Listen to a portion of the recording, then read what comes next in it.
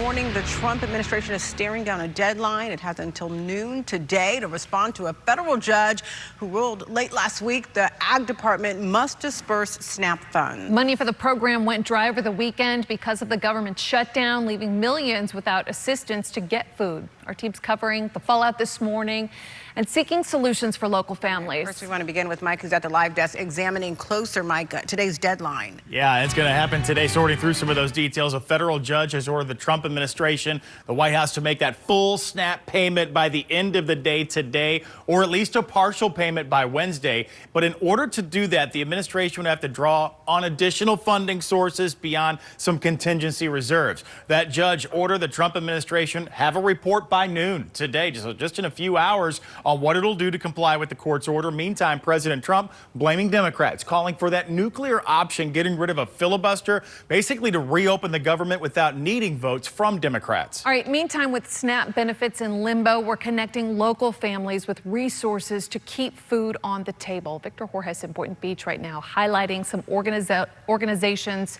helping to bridge that gap. Victor?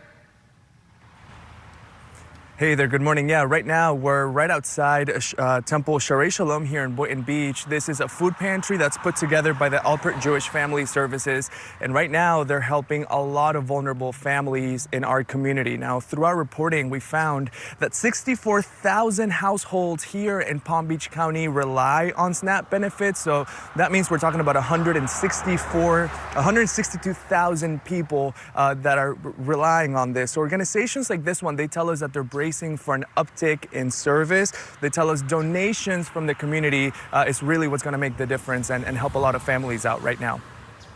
Most of our families average 5 to 6 children in a household. So imagine the impact of one parent trying to provide food to 5 or 6 kids, and they're working 2 or 3 jobs. Now, we were able to connect with families over the weekend, and right now there is a real fear that food banks and organizations like this, who are doing their best to help, that they're going to run out of resources because there's just more people that are facing this need right now. Guys. Victor, we know these pantries rely on community support, donations from the community. What items are needed right now? Yeah, well, they tell us that there are several things that they always like to have on hand. So canned goods, cereal, bread, things like that they're always using. Those are great things to donate. But right now they're also thinking about shampoo, soap, even formula for the little ones. And keep in mind, the holidays are just around the corner. So if this week you have a couple extra minutes and you can go through your pantry and see what you have, it'll really go a long way if you donate it. Yeah, just pick up something extra at the store, right? Every little bit helps. Victor, thank you. Yeah, it does add up. We want to connect you with help if you are caught in this food fight. Starting today, a local restaurant owner is giving away free meals at 9 of his restaurants, also 5 subculture coffee shops in Jupiter, West Palm, Delray, Boca, as far south as Miami. We can't count on the government or the city to do that. They're not going to ramp up. But we're the ones that have the kitchens. We're the ones that know how to produce a lot of meals. And so it just makes sense. And we've linked up the information with hours, also location spots on our website for those meal distributions.